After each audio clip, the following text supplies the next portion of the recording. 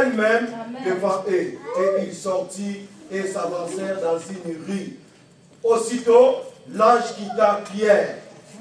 Revenu à lui-même, Pierre dit, je vois maintenant d'une manière certaine que le Seigneur ait envoyé son ange et qu'il m'a délivré de la main d'Hérode et de tout ce que peuple juif attendait. C'est la parole de Dieu. Amen.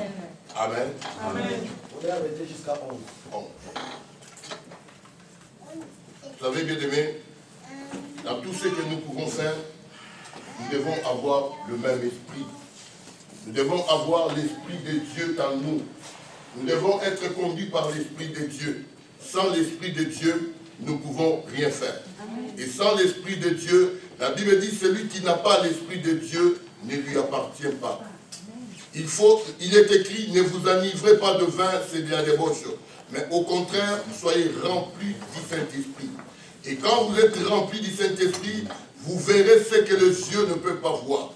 Vous comprendrez ce que le monde ne peut pas comprendre. Et vous allez directement comprendre que vous êtes de Dieu. Et parce que le Saint-Esprit de Dieu crie dans nos cœurs, Abba Père. Et ce qui veut dire que nous sommes réellement enfants de Dieu.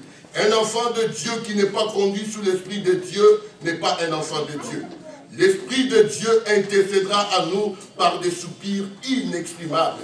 Le Saint-Esprit de Dieu nous parlera de toutes choses. Et lorsque le Seigneur était avec ses disciples, après sa mort, il est parti, il a laissé ses disciples. Et les disciples qui ont travaillé, il y avait eu la mission ou le ministère de l'apostolat. Ils ont commencé à prêcher l'évangile partout dans le monde. Quand ils ont prêché l'évangile, il y a eu un moment venu où le monde a reçu la persécution. Je dis aussi au peuple de Dieu cet après-midi, il y aura un moment donné où le peuple de l'Arche de l'Éternel passera à la persécution. La persécution viendra parce que cela doit être là. Il est écrit, il faut que l'apostasie vienne. L'apostasie vienne d'abord sur la terre. Et si l'apostasie est là dans la terre, il y aura aussi la persécution. L'apostasie, ça veut dire l'abandon de la foi. Quelques-uns vont essayer d'abandonner leur foi. Ils diront peut-être, nous avons tant entendu le Seigneur ne revient pas, ou le Seigneur ne va pas encore au milieu de nous. Et lorsque le Seigneur Jésus-Christ, avec ses disciples, ils ont compris que le roi est parti. Le roi est parti, les autres ont continué au ministère, et les autres qui voulaient aller faire d'autres choses, le Seigneur s'est révélé en eux, il les a ramenés. Et quelque chose qui s'est passé, il y a eu un homme qui s'appelait Hérode. Hérode est descendu dans le monde pour commencer à maltraiter l'Église. Et quand il a tué d'abord les apôtres, il a fait périr Jacques, le frère de Jean, donc l'autre fils de Zébédée, il a fait tuer. Et il a vu cela était agréable aux yeux des Juifs. Hérode a vu cela, cela était bon. Et dans nos familles aussi, ou dans notre vie, on peut avoir aussi des Hérodes. Et Hérode, quand il fait le mal à lui, il croit cela c'est bon. Il croit que c'est bon. Et pourquoi Hérode avait commencé à maltraiter l'Église? Il a commencé à maltraiter l'Église parce que ce n'était pas Hérode qui maltraitait, c'était l'esprit du diable ou de Satan qui a animé Hérode de maltraiter l'Église de Jésus.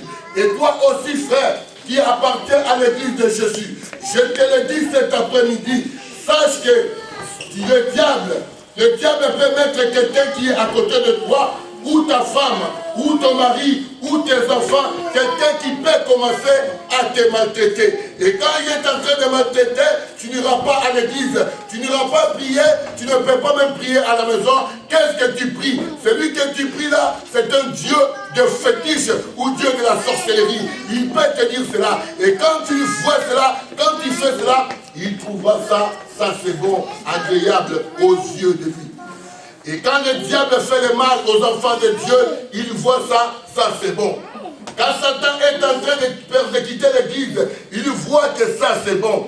Hérode a fait périr Jacques, il a vu ça aux yeux des Juifs, ça c'était bon. Nous allons nous mettre pour combattre maintenant que ces gens ne prient pas, que cet homme ne prie pas. Parce que frère, il y a quelque chose qui est en toi et que toi tu ne vois pas.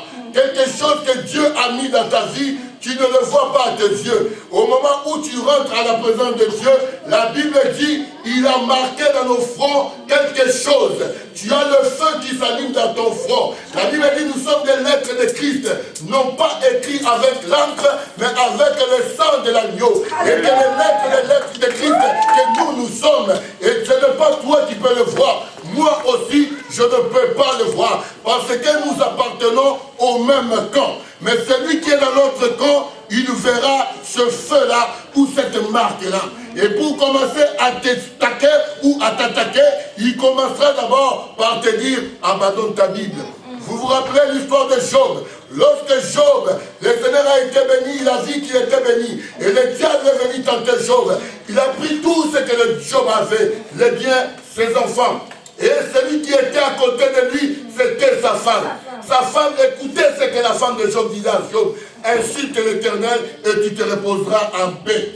Job dit, même toi qui es à côté de moi, tu me dis ces choses. Tu me dis que j'insulte le Dieu et que je me reposerai en paix. Même si le Seigneur a fait, même si le diable, même il voulait prendre mon corps, je te dis, je sais quelque chose, que mon Rédempteur est vivant. Et il se lèvera le dernier.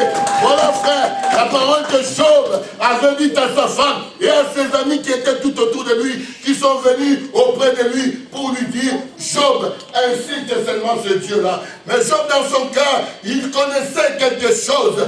C'est le Dieu qui a délivré le peuple d'Israël entre les mains de Pharaon. Il savait quelque chose. Celui qui a marché avec les enfants d'Israël pendant 40 ans dans le désert sans être tombé malade aucun jour. Et que celui qui a fait descendre, tomber la main au ciel, il savait cela chose dans sa tête. Et c'est pour cela il disait, arrive le vent contre vague et marée, je sais que mon Rédempteur est vivant. Et mon Rédempteur, il s'élèvera les derniers. Même tout, il se relèvera les derniers. Voilà ce qui s'est passé lorsque cet homme, Hérode, a commencé à maltraiter cette église. Il a maltraité cette église. Il a fait tout ce qu'il faisait. Et qu'il a vu ça, tout le monde l'applaudissait. C'est lui qui va te faire du mal. C'est lui qui te dira, ne pars pas.